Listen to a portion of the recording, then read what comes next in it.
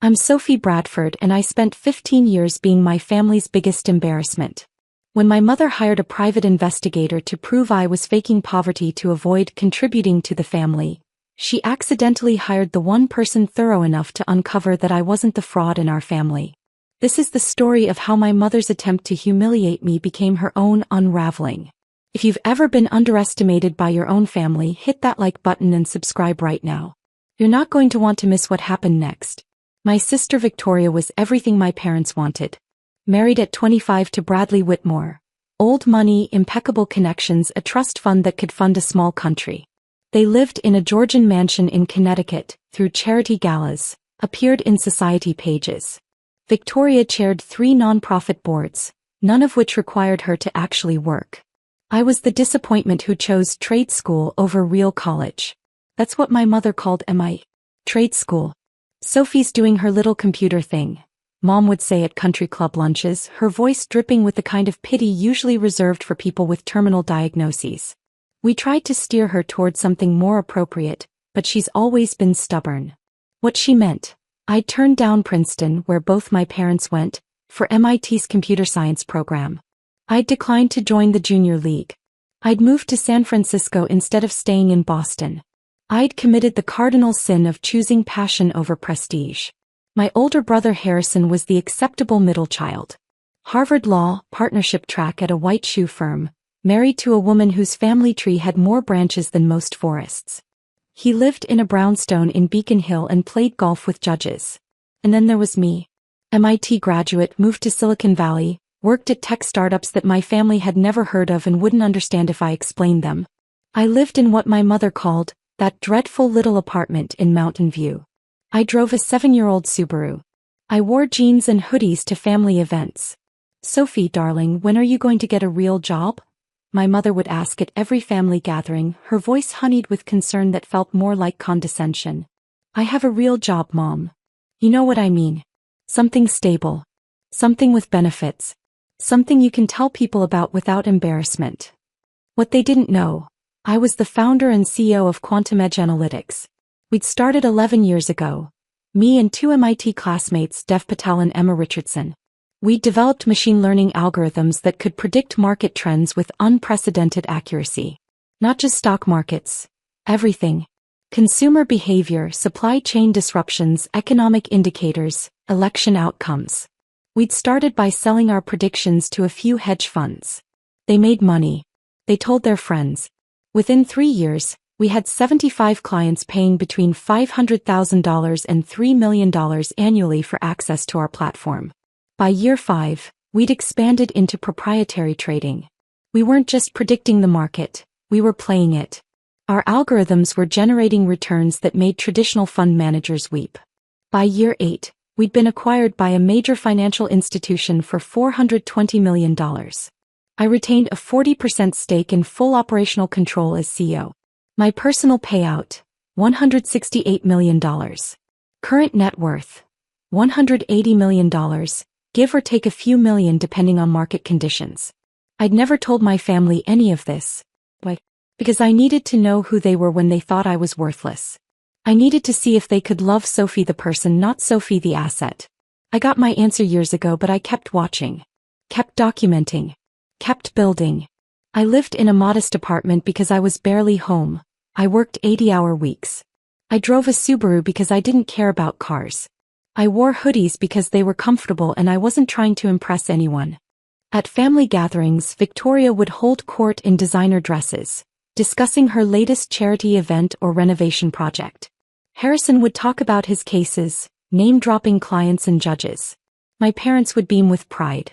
Then they'd turn to me. And Sophie, how's the computer job? Good. Still at that startup?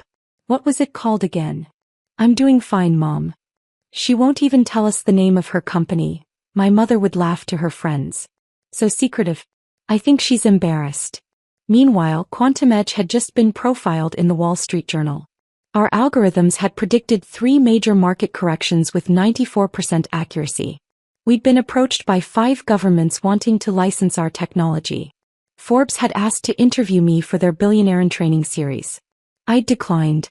I wasn't ready. My business partners knew about my family situation. Dev thought I was crazy. Sophie, why do you keep going to these events? They treat you like you're selling insurance. Because I need to document who they really are, I'd said. And I think I'm about to find out just how far they'll go. The breaking point came in October, during what my mother called the incident at the Pembroke wedding. Victoria's friend Charlotte was getting married at an estate in the Berkshires. 300 guests, orchestras, champagne that cost more per bottle than most people's car payments. The Bradford family was expected to attend in force, and look successful doing it. I flew in from San Francisco wearing a simple black dress I'd bought off the rack. Victoria wore Chanel. Harrison's wife wore something with a designer name I didn't recognize. My mother wore vintage Dior and enough diamonds to fund a small school district. At the reception, I sat at the family table quietly eating overpriced food and checking my phone. We just closed a deal with a major bank, $8 million annual contract. Dev was texting me updates. My mother noticed. Sophie, put that phone away. It's rude. It's a work emergency. What kind of emergency could you possibly have? Victoria laughed, her voice carrying to the nearby tables. Are the computers broken? Harrison smirked. Sophie, you're not performing emergency IT support at a wedding. It's not IT support. Whatever it is, it can wait, my mother said firmly. This is a social event. Act accordingly. I put my phone away. 20 minutes later, Charlotte's father gave a speech about his daughter's success as an art gallery curator. She built something from nothing, he said proudly. That's real achievement. My mother leaned over to whisper loud enough for the table to hear. That's what real success looks like. Building something respectable. I said nothing. After the wedding, my mother called an emergency family meeting. Sophie, we need to discuss your future. We gathered at my parents' Beacon Hill townhouse, a 4-story brick building worth $8 million that had been in my father's family for 3 generations. I sat in the drawing room that probably cost more to decorate than most people's houses. My mother stood, hands clasped, wearing her, "I'm concerned about you," expression that I'd learned to recognize as prelude to judgment.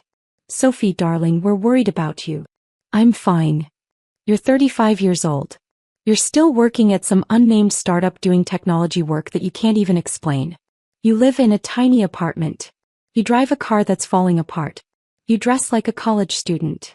Victoria chimed in. Sophie, we just want you to be successful. We want you to have what we have. And what's that? Stability. Status. A life you can be proud of. I am proud of my life. My mother's expression hardened. Then why won't you tell us anything about it? Why all the secrecy? Because you wouldn't understand. Try us, Harrison said, his lawyer voice emerging, the tone that said he was building a case. I work in predictive analytics. Machine learning algorithms for financial forecasting. Blank stares. I told you wouldn't understand. My mother sat down heavily. Sophie, I'm going to be blunt. We think you're lying about your career. We think you're actually struggling, maybe even unemployed, and you're too ashamed to tell us. Why would you think that? Because you live like you have no money. Victoria exploded. You won't buy nice clothes, you won't upgrade your car, you won't even go to a proper salon. Either you're broke or you're being deliberately spiteful. Spiteful about what? About not being like us, my mother said quietly. About not having what Victoria has. What Harrison has. We think you're punishing us by pretending to be poor when you could be asking for help. The logic was so twisted I almost laughed. You think I'm faking poverty to punish you? What other explanation is there? My father spoke for the first time. He'd been silent throughout, but now his voice carried the weight of disappointment. You have a degree from MIT. You should be doing better than this. Unless you're not and you're lying about having a job at all. I have a job. Prove it, Victoria demanded. Show us a pay stub. Show us your company badge. Show us anything that proves you're actually employed. I could have pulled up Quantum Edge's website on my phone. Could have shown them the Wall Street Journal article. Could have logged into my bank account and let them see the balance. But I didn't. Because I realized in that moment that they didn't want proof I was successful. They wanted proof I was failing. No, I said simply. See. Victoria turned to my parents. She can't prove it because she's lying. My mother pulled out her phone and made a call. Yes, this is Amanda Bradford. I'd like to schedule a consultation. Yes, a comprehensive background check. My daughter. I need to know the truth about her employment and finances. She hung up. I've hired a private investigator. If you won't be honest with us, we'll find out the truth ourselves. You hired a PI to investigate me? We need to know what's really going on, Sophie. We need to know if you need help or if you've been lying to us for years. Her voice took on a righteous tone. Either way, we'll finally have the truth. And when will this investigator present his findings? Christmas dinner. Here. In front of the whole family. Extended relatives, everyone. No more secrets. Drop a comment and let me know where you're watching from tonight. I left Boston the next morning and flew back to San Francisco. I went straight to Quantum Edge headquarters, a stunning office building in Soma that we'd purchased 2 years ago for $45 million. Dev and Emma met me in the conference room. Your family did what? Emma stared at me in disbelief. Hired a private investigator to prove I'm either unemployed or lying about my career. Dev started laughing, then stopped when he saw my face. You're serious? Completely. They think I'm faking poverty to punish them for being successful. Sophie, Emma said carefully, when this investigator looks into your background, he's going to find Quantum Edge. He's going to find the acquisition. He's going to find your net worth. I know. And I'm going to let him. In fact, I'm going to help him. I called our head of legal, Patricia Chin. Patricia, I need you to prepare a complete financial disclosure package. Everything about Quantum Edge, the acquisition, my personal holdings. I want it comprehensive and unquestionable. Why? Because my family hired a PI to investigate me and I want him to find the truth. All of it. Next, I researched the investigator my mother hired. Robert Kane from Kane Investigative Services. Former FBI, 25 years of experience, reputation for being thorough to the point of obsessive. Perfect. I called his office. Mr. Kane, this is Sophie Bradford. You were hired by my mother to investigate me. Pause. Ms. Bradford, I can't discuss ongoing investigations with subjects. I'm not asking you to discuss it. I'm calling to offer full cooperation. I'll provide complete access to my employment records, financial documents, anything you need. I want your report to be absolutely accurate. Longer pause. Why would you do that? Because I have nothing to hide. And I think your investigation is going to find significantly more than my mother expects. Miss Bradford, will you meet with me? I'll bring documentation. You can verify everything independently. We met at a coffee shop in Boston 2 weeks later. I brought Patricia and a briefcase full of documents. Kane studied me across the table. In 25 years, I've never had a subject volunteer to help me investigate them. I'm not a typical subject. I slid the briefcase toward him. Complete employment history, financial statements, corporate documentation for Quantum Edge Analytics, acquisition agreements, tax returns for the past 10 years. Everything.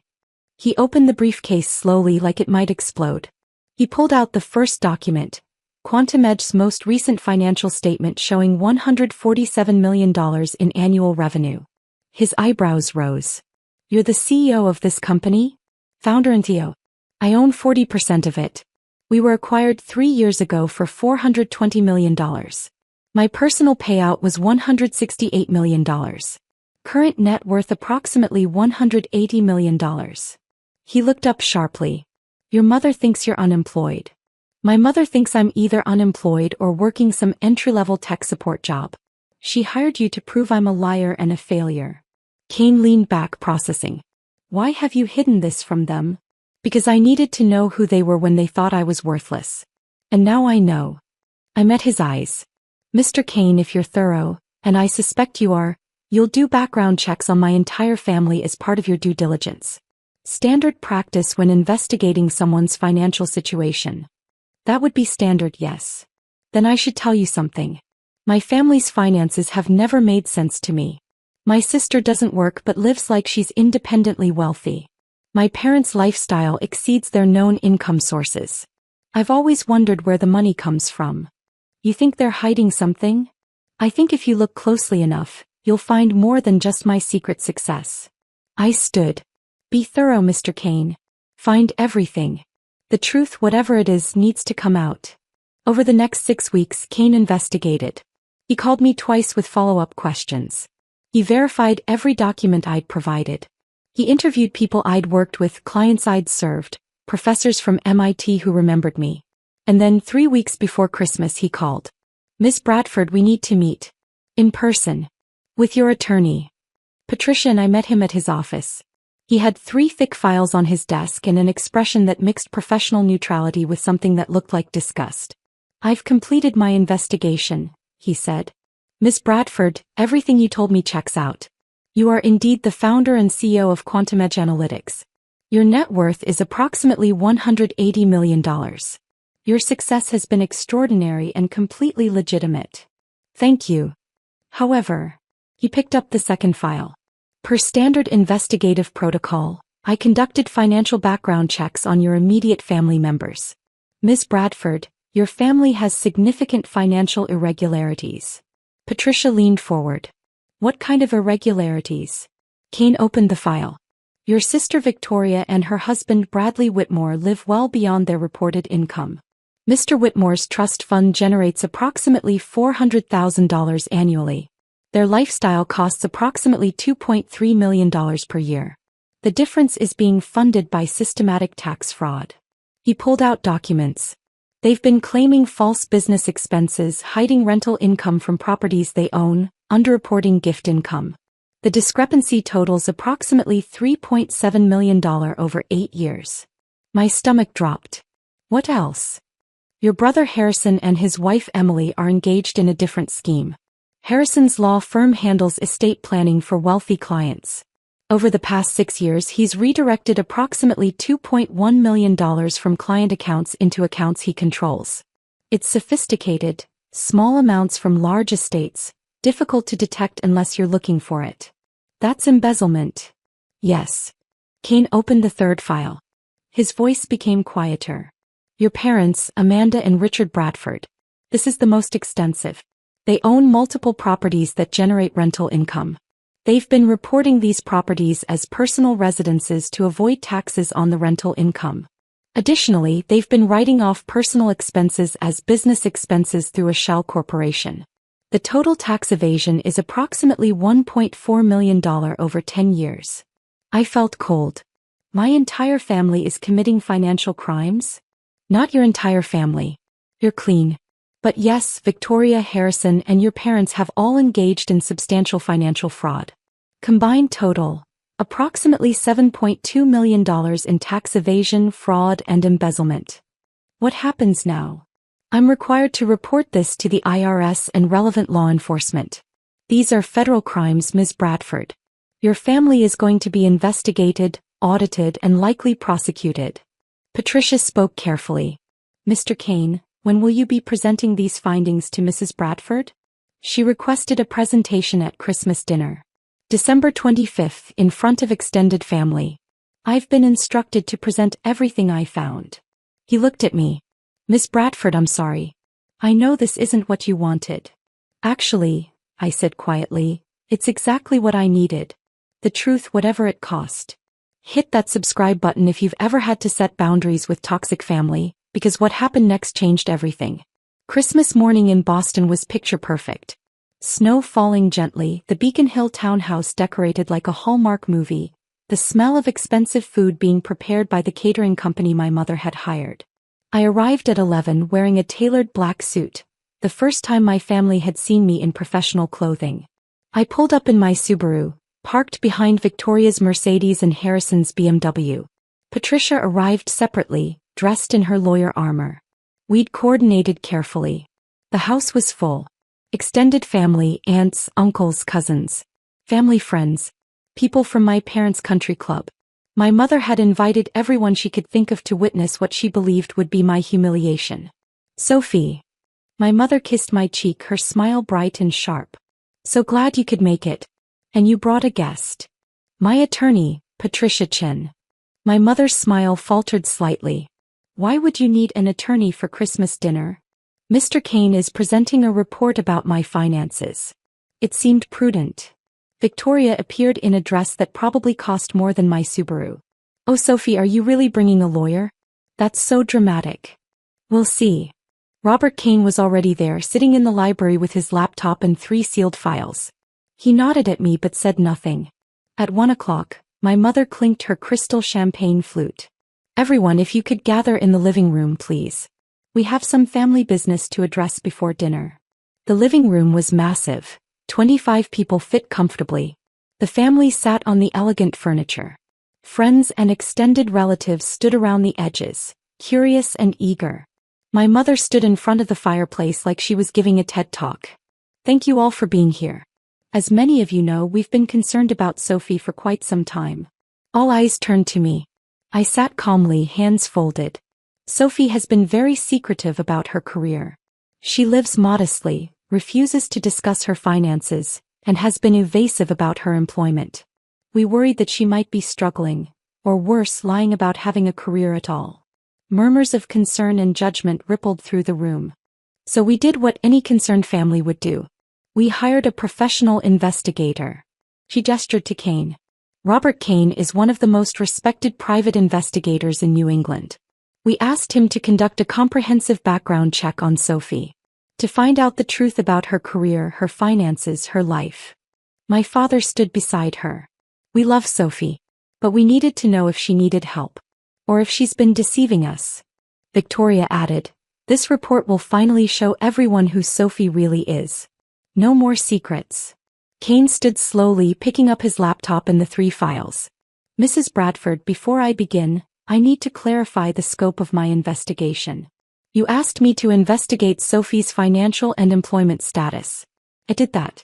But I also conducted standard due diligence background checks on all relevant parties. That's comprehensive investigative practice." My mother frowned. "Relevant parties?" "Your family. When investigating someone's finances, it's standard to examine family financial history, connections, and relationships that might impact the subject's economic status." "Yes, fine, whatever." My mother waved her hand dismissively. "Just tell us about Sophie." Kane opened his laptop and pulled up his first document. Report 1. Sophie Elizabeth Bradford Financial and Employment Background. The room went silent. Ms. Bradford holds a Bachelor of Science in Computer Science from MIT, graduated summa cum laude. Following graduation, she co-founded Quantum Edge Analytics, a predictive analytics firm specializing in machine learning algorithms for financial forecasting.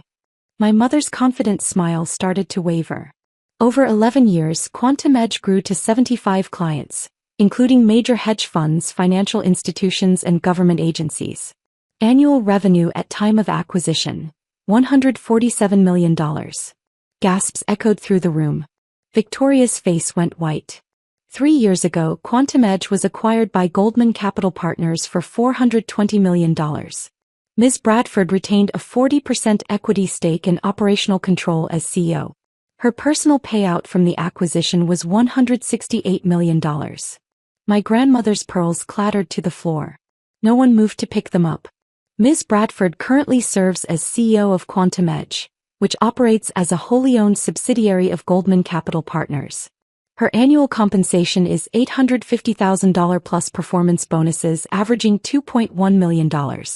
Her equity stake is currently valued at approximately $95 million. She maintains additional investment accounts worth $17 million. Kane looked up. Sophie Bradford's current net worth is approximately $180 million. The silence was absolute. I could hear someone's watch ticking. My mother's mouth opened and closed without sound.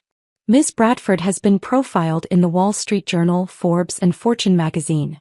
Her algorithms have predicted 3 major market corrections with over 90% accuracy. 5 governments have approached her about licensing her technology.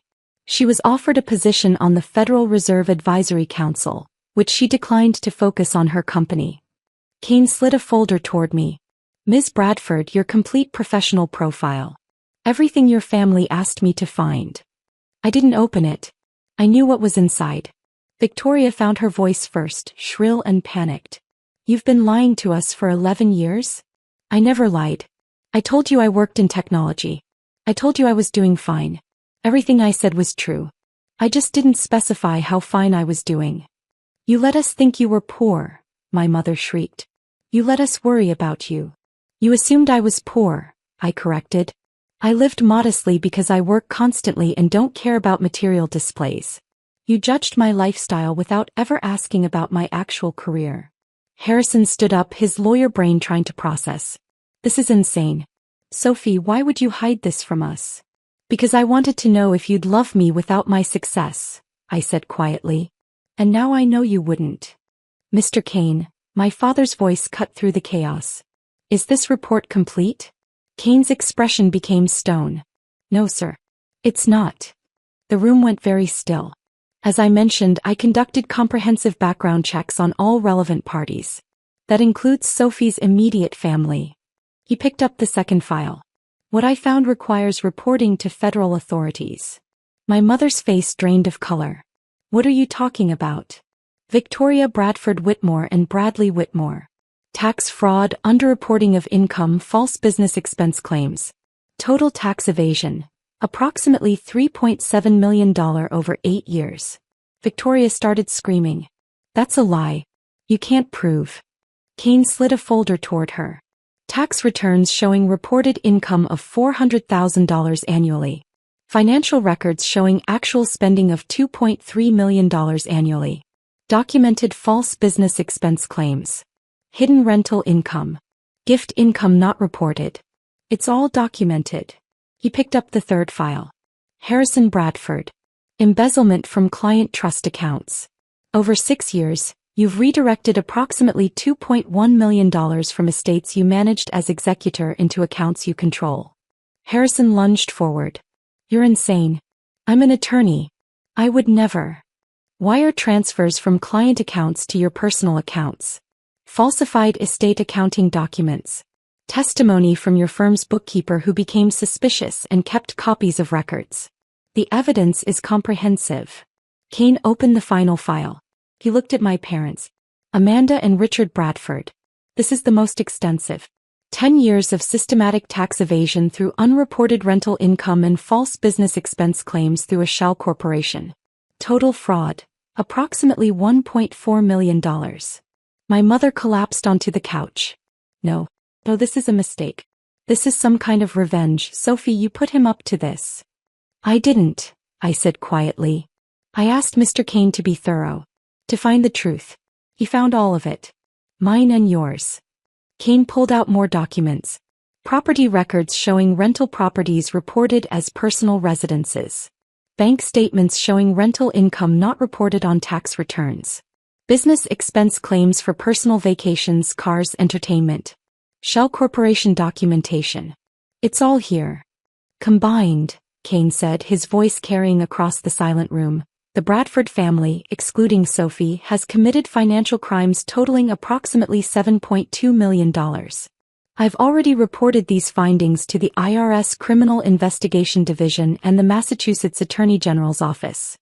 The doorbell rang. Everyone froze. Patricia stood. That will be the federal agents. They're executing search warrants for financial records. My father stood up, shaking. Sophie, please. You have to stop this. We're family. Use your money, hire lawyers. You can fix this. No, I said simply. I'm your mother. My mother's voice cracked. You have to help me. You hired an investigator to prove I was a liar and a failure so you could humiliate me in front of everyone. You wanted to expose me as a fraud. You got your public reveal. You just didn't expect what would be revealed. Federal agents entered the house. 3 of them showing badges and warrants. Amanda Bradford, you're under arrest for tax evasion and fraud. They took her right there in front of everyone. Read her rights while she sobbed, mascara streaming down her face. Richard Bradford, you're under arrest for tax evasion and fraud. My father went quietly, his face gray. Victoria Whitmore, Bradley Whitmore, Harrison Bradford, you'll need to come with us for questioning. Victoria fainted. Actually fainted, collapsing onto the Persian rug in a pool of designer silk. Bradley caught her, his face paper white. Harrison tried to argue, his lawyer training kicking in, but the agents weren't interested. They took them all. The house cleared in minutes. Extended family fled like roaches when lights turn on. Friends vanished. People who'd gathered to watch my humiliation couldn't get out fast enough. Within 30 minutes, the house was empty except for me, Patricia, and Kane. I stood in the living room where I'd spent 15 Christmases being dismissed, underestimated, and treated like a failure. "Miss Bradford," Kane said quietly, "are you all right?" "I'm fine. Thank you for your thoroughness. For what it's worth, I'm sorry it turned out this way." "Don't be. They made their choices. I just stopped protecting them from the consequences." Patricia touched my arm. "Sophie, we should go." I looked around the townhouse one last time. For stories of old money and older secrets. Beautiful furniture, expensive art, family photos that now felt like evidence in a case about people who loved status more than truth. "Yes," I said. "Let's go." The legal proceedings moved with the efficiency of federal prosecution. My parents were charged with 10 counts of tax evasion, fraud, and false statements. Bail was set at $500,000 each. They made bail using the townhouse as collateral, but the house was later seized as part of asset forfeiture. Victoria and Bradley faced 8 counts of tax fraud. Their mansion was seized, their assets frozen. Victoria's charity board positions were immediately revoked. Bradley's trust fund was frozen pending investigation. Harrison faced the worst charges: embezzlement, fraud, breach of fiduciary duty. He was disbarred within 60 days. His law firm fired him immediately and cooperated fully with prosecutors to avoid being implicated. The trials took 18 months. All of them pleaded guilty eventually. The evidence was too overwhelming. My parents, 5 years in federal prison each, full restitution, permanent criminal records. They lost the townhouse, their investments, everything. They were released after 3 years for good behavior. Victoria and Bradley, 4 years each. They divorced during sentencing. Victoria lost custody of her children. They went to Bradley's parents. She emerged from prison to find she had no social standing, no friends, no money. Harrison, 7 years. His wife divorced him within the first year. He lost his law license permanently, his home, his reputation. The extended family fractured completely. Some tried to maintain relationships with me, apologizing for how I'd been treated. Most just disappeared, embarrassed by the scandal. I accepted the apologies that felt genuine. Because some of them truly hadn't known. 6 months after the arrests, I stood in my office at Quantum Edge, looking out at San Francisco Bay. Dev knocked on my door. "You have a visitor. Says she's your grandmother." Grandma Helen. My father's mother, the only family member who'd ever seemed to see me clearly. "Sophie," she said when she entered. She looked older, tired. "I know you probably don't want to see anyone from the family. You never participated in how they treated me. I should have stopped it. I'm sorry I didn't." She sat down heavily. "I came to tell you something. Your grandfather left you money, $500,000. It's been in a trust, payable when you turned 40. But I'm the trustee and I'm releasing it early. Grandma, I know you don't need it. But he wanted you to have it. He always said you were the only one with any sense." She smiled sadly. "He'd be proud of what you built. And he'd be ashamed of the rest of them." I accepted the inheritance. Not because I needed it, but because it mattered that someone had believed in me. 3 years after that Christmas, I sat in a federal courtroom watching my parents' release hearing. They'd served their time, made their restitution payments, attended all required counseling. They looked older. Diminished. My mother's designer clothes were gone, replaced by Goodwill finds. My father's confident bearing had collapsed into something that looked like permanent shame. They saw me in the courtroom. My mother started crying. My father looked away. After the hearing, my mother approached me in the hallway.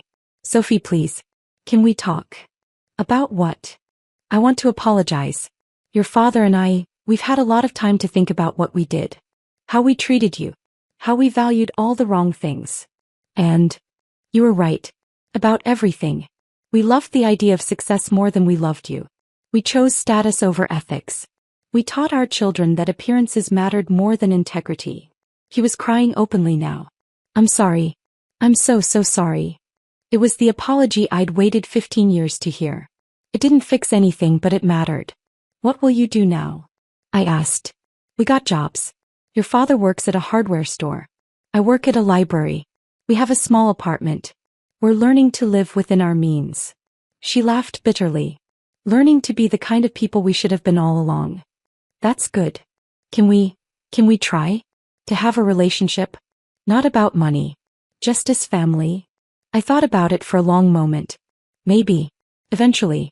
With boundaries. And only if you're genuinely different, not just sorry you got caught. We are different. Prison changes you. Losing everything changes you. It's been 5 years now. I have a cautious relationship with my parents. They've never asked me for money. They came to Maxteca's IPO celebration and cried with pride. They're learning about my actual life, not the fiction they'd invented. They'll never recover financially. They're working class now in their 60s with criminal records. That's the consequence of their choices. Victoria and I don't speak. She blames me for her prison sentence, her divorce, losing her children. She'll never understand that I didn't destroy her. Her own choices did that. Harrison reached out once, asking for a loan to start over. I declined. He hasn't contacted me since. Quantum Edge went public 2 years ago. Current valuation, $2.8 billion. My personal net worth is now approximately $890 million. I've been featured in every major business publication. I speak at conferences globally. I'm exactly as successful as I always was. Now just public about it. I established a foundation for financial literacy education. $50 million endowment to teach ethics, accountability, and the difference between wealth and worth. The irony isn't lost on me. Last week I got a letter from my mother. Not asking for anything. Just telling me she was proud of me. That she wished she'd seen me clearly years ago. That she was grateful I'd forced the truth into the light, even though it destroyed everything. You saved us, she wrote. From ourselves. From becoming worse than we already were. I know it doesn't feel like it, but you did. Maybe she's right. Maybe forcing people to face consequences is a gift, not cruelty. I learned that family is a privilege that must be earned through actions, not assumed through blood. That success without integrity is just fraud with better marketing. That the people who love you when you have nothing are the only ones who matter when you have everything. My real family is Dev and Emma and the team we built together. My family is the people who believed in my ideas when they were just code on a screen. My family is chosen, not assigned. My biological family chose status over truth, chose fraud over honesty, chose to investigate me rather than celebrate me. Those were their choices. I chose to let them face the natural consequences. That was mine. And I've never regretted it for a single second. If you've ever had to walk away to save yourself, tell me your story in the comments. Does any of this feel familiar? What would you have done? Hit that like button and subscribe for more stories about standing up for yourself when the people who should support you become the people you need protecting from. Because you're not responsible for being smaller to make others feel bigger. You're not obligated to hide your light to protect people who'd rather see you in darkness. Sometimes the best thing you can do for toxic family is let them face exactly what they've created. You are not the villain for refusing to be the victim.